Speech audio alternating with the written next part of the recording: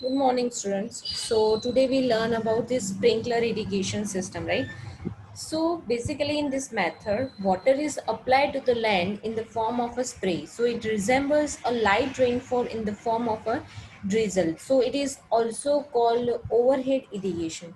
So main advantage of this sprinkler irrigation is its adaptability to use under conditions where surface irrigations methods are not efficient, right? So instead the use of surface irrigation methods, we use this sprinkler irrigation, uh, right?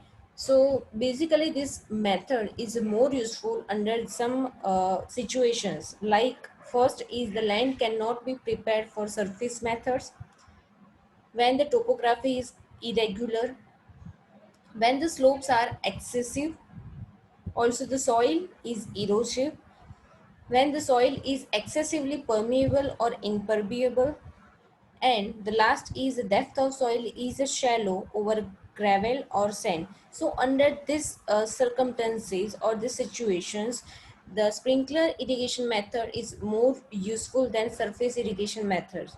So when the slopes are excessive, soil is erosive and excessively permeable or impermeable, right? It shallow over this gravel or sand, or cannot be, and mainly the land cannot be prepared for surface method. Then under these situations basically this method is more useful, right? So these are these components of irrigation systems, right? So here this main pipelines are given, right? And this connected here there are the flow of streams or field channels, right? So this their movable pump is connected this main pipes and the stream or field channels, right? With this movable pump we can control the flow of water, right? And as such are this there are also some movable pumps are installed, which is connected to mainly stream or field channels, and then it spreads out laterals with sprinklers, right? So these are this water spreaded areas. In the center of this line, sprinklers are given on lateral pipes, right? And a circle represented the area which is sprayed through sprinkler systems, right? So successive location of laterals are also given, right? So these are also these alternative methods without the main lines. Here main lines are provided, and here main lines are not provided. So both types of installation systems are given. So these all are the components of irrigation system. So main in the main component of irrigation, this type of system, first one is a pumping unit. The pump lifts water from a water source and it supplies into this main pipe. So normally lift of water from a depth up to 5 meter single stage centrifugal pump is required, right? So basically the work of pump is lift water from the water source and supply to the main pipeline. And basically centrifugal pump required because it lifts water from a depth up to 5 meter, right? So centrifugal pumps are also provided. Next component is a main delivery pipe. So these are also usually buried in this ground, right? So basically these main delivery pipes are made of concrete, asbestos, cement, GI, plastic, right? So this is made of this type of materials. So it is laid at a depth of 0.50 to 0.75 meter below this ground level. So diameter of this mains varies from 5 centimeter to 15 centimeter, right? So here all types of criteria given, right? It's diameter also given, which is 5 centimeter to 50 centimeter, right? It's laid at a depth all also given, right? For 0.50 to 0.75 meter below, right?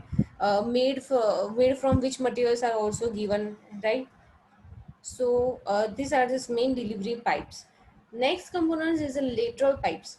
So lateral pipes are generally connected to this main pipeline, fitted on laterals with risers. So Basically, lateral pipes diameter taken as a 50 dia and 6 meter long. Next component is a sprinkler. So sprinkler has two types. First one is a sprinkler with a fixed head, and the second one is a sprinkler with a rotating head, right? And the other accessories are special couplings, regulating valves, pressure gauges, bands, elbows, tees, reducers, plugs, and clamps. Are many other accessories are also, but these are just main accessories, right? So next is types of sprinkler system. First one is a fixed nozzle pipe. Second one is a perforated pipe, and the last one is a rotating sprinklers. So in the first type, a fixed nozzle pipes, right? So in this fixed nozzle pipe, this is the type of sprinkler consists of the lateral pipes having a line of small holes drilled at the top at some regular interval along their long lengths, right? So on each of these holes, small nozzles are fitted, right? So basically it says that one long pipe is here, and at some regular intervals there are some holes in this pipes, right? So basically these holes in that types of different types of hole at different intervals consist some nozzles which are fitted on it, right? So series of such pipes are installed parallel to each other at a distance of about 50 meters apart and are supported on a row of posts. So it says that these fixed nozzle pipes are installed parallel to each other, right? So one pipe here and the next pipe is that distance of 50 meters apart. The difference between two pipe distance between two pipes, it's at least 50 meters, right? So the spray of water is developed through the nozzles, and the entire 50-meter width between the pipeline may be irrigated by turning pipes through 135 degree, right? So basically it says that with the help of this nozzle, and this the distance between 50-meter width is entirely covered by this spray of water, right? So this type of sprinkler was the early system, and these days is it is rarely used in practice, right? So this there is a picture of this sprinkler irrigation pipe. Next one is a perforated pipe sprinkler. So uh, perforated, you know the means of perforated. Perforated means there are many holes in a single pipe, right? So in this method, lateral pipes are perforated.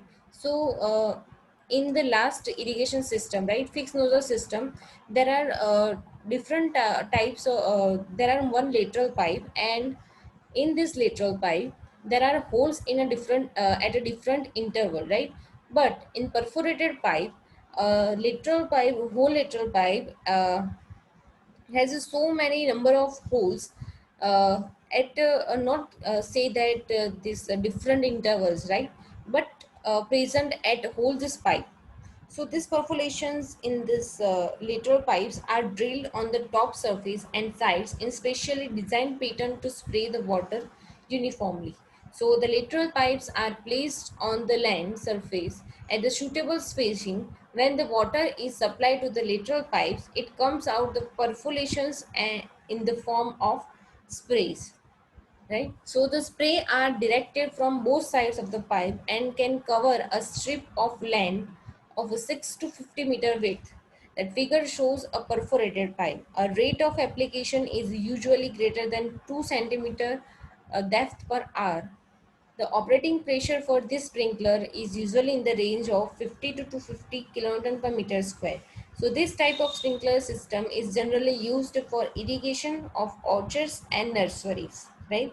So the main use of this sprinkler system, perforated pipe system, is generally used for irrigation of orchards and nurseries.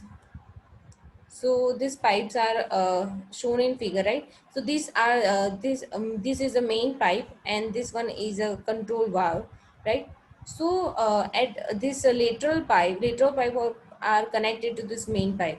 So in lateral pipes, there are closing distance here between two holes, right? So at different sides or the top of the pipe, there are many holes given, right? So because of that, there are the spray of water, right?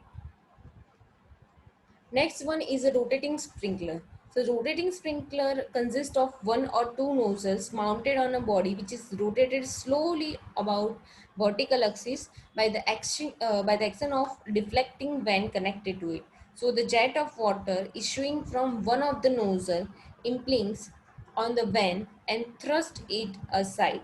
So the rotating sprinklers are placed on the riser pipe and located just above the crops to be irrigated.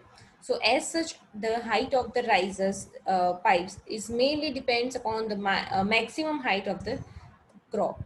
So however, the minimum height of riser beam is 0. Riser is zero point 0.3 meter when the riser pipe is of 25 diameter, and 0.50 meter when it is of 20 diameter, right? So there is a criteria given in the based on the height of this crop. The height of the riser pipe is also different. So the riser pipe along the sprinklers are fixed at the regular interval along the length of the lateral pipes, and their spacing is so adjusted that the water sprayed areas of adjacent sprinklers partially overlap with each other. So in order to achieve uniform application of water. So the required discharge of each sprinklers mainly depends on the water application rate, spacing of sprinklers along the lateral pipes, and the spacing of lateral pipes along the main pipeline. So the required discharge of each sprinkler may be determined by the following formula, which is Q is equal to SI multiplied by SM multiplied by capital I divided by 3600, where small q represent discharge required from each sprinkler, and the unit of this q is liter per second, right? SI is represented that spacing of sprinklers along the laterals and indicated, and the unit is in meter, right? And SM is equal to spacing of laterals along the main pipelines, and its unit measured in unit meter. I is the optimum water application rate, which is measured mm per hour, right? So based on the portability, sprinkler irrigation systems are also classified into the following types. First one is a fully portable system. Second one is a semi-portable system. Third one is a semi-permanent system. Fourth one is a solid set system. And the last one is a permanent system. So in the next lecture, we would deeply discussion about this five types of sprinkler irrigation systems. So until then, bye.